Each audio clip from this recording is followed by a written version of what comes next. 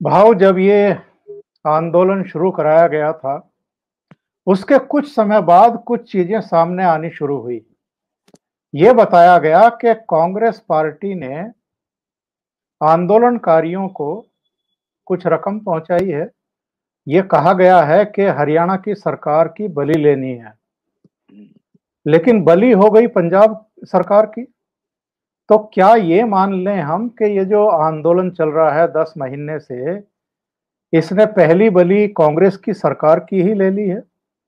जब वो गाना है ना, कहीं पे निगाहे कहीं पे निशाना, तो अमरिंदर को दिखाया गया कि हमारी निगाहें देखो कहाँ है, मनोहर खट्टर पर है, लेकिन निशाना तो अमरिंदर सिंह पर था। ये अभी प्रूव हो गया, क्योंकि मनोहर लाल खट्टर को तो खरोच तक नहीं आई है।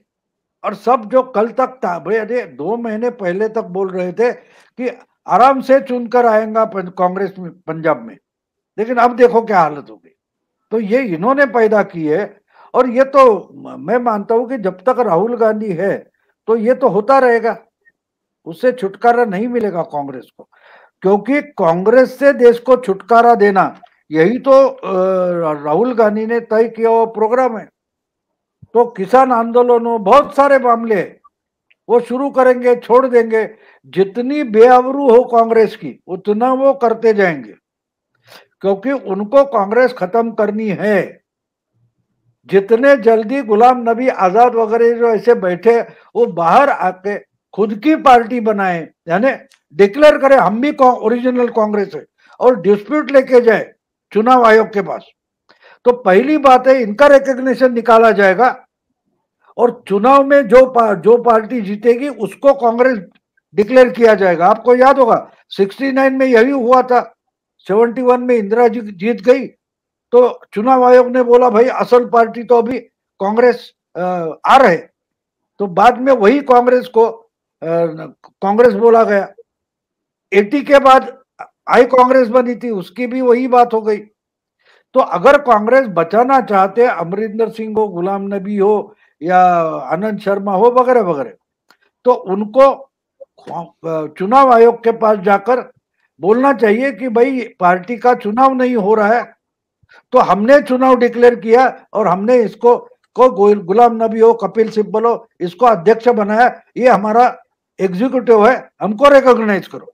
ऐसा डिस्प्यूट खड़ा करना पड़ेगा, वरना तो ये पूरी कांग्रेस डुबा कर निकल जाएंगे। भाव एक सवाल आया है, ब्रह्म गौर हैं, इनका कंट्रीब्यूशन भी लगातार मिलता है। Amarinder does not want to farmers protest in Punjab, but he is happy to have in it in Delhi and Haryana. अभी हाल में उनका बयान भी आया था, कैप्टन अमरिंदर सिंह का, वो होशियारपुर में थे। उन्होंने कहा था कि भाई पंजाब की अर्थव्यवस्था गड़बड़ा रही है, आप लोगों को आंदोलन करना है तो हरियाणा और दिल्ली में जाइए। उस पर अनिल विज जो गृह मंत्री हैं हरियाणा के, उनका बहुत तीखा बयान आया था कि ये बहुत गैर जिम्मेदाराना बयान है मुख्यमंत्री का कि वो दूसरे राज्यों की इकोनॉमी गड़बड़ा जाए ऐसा चाह रहे हैं और अपनी इकोनॉमी ठीक रहे, इसके लिए आंदोलनकारियों से कह रहे हैं। तो ये चेहरा तो हम पहले भी देख चुके हैं कांग्रेस सरकार के मुख्यमंत्री का, अमरिंदर सिंह का, और बहुत संभव है कि जो कुछ वो कह रहे थे वो अपने हाई कमान को ही खुश करने के लिए कह रहे हों कि भाई आप लोगों को आंदोलन करना है तो मोदी जी के पास जाकर के करो या हरियाणा में जाकर के करो, क्योंकि ये कांग्रेस को सूट करता है हरियाणा में भी और दिल्ली में भी। नहीं, ये सब लोगों की यही तो बुरी हालत है। विंस्टन चर्चिल का एक सेंटेंस है, वो कहते हैं कि तुष्टीकरण जो होता है वो ज्यादा से ज्यादा कहां तक पहुंचता है, तो मगरमच्छ जो है उसको मांस के टुकड़े खिलाते रहो, क्योंकि जब तक दूसरे टुकड़े मिल रहे तब तक मुझे नहीं खाएगा। तो अमरिंदर सिंह उसी तुष्टीकरण के बली है। अगर वो पहले से गुलाम नबी आजाद के साथ वगैरह जाते तो आज अकेले नहीं पढ़ते, आज अकेले नहीं पढ़ते।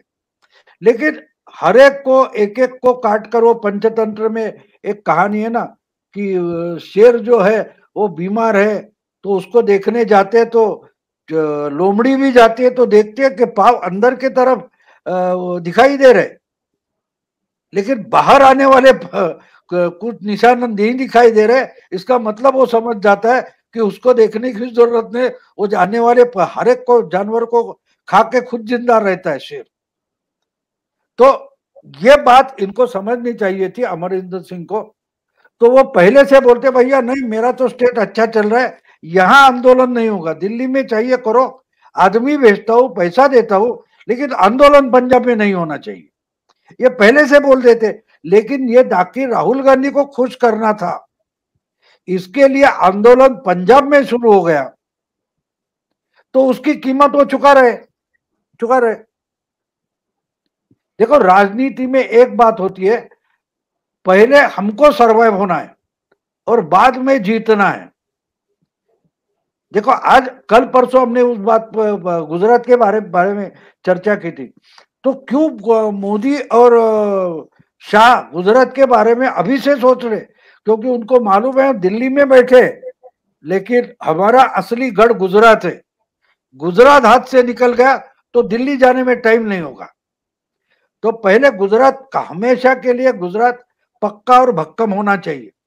लेकिन अमरिंदर सिंह की गलती है तो वो गलती है कि उन्होंने अपने बारे में नहीं सोचा और वो राहुल को खुश करते गए और आज उनकी बुरी हाल।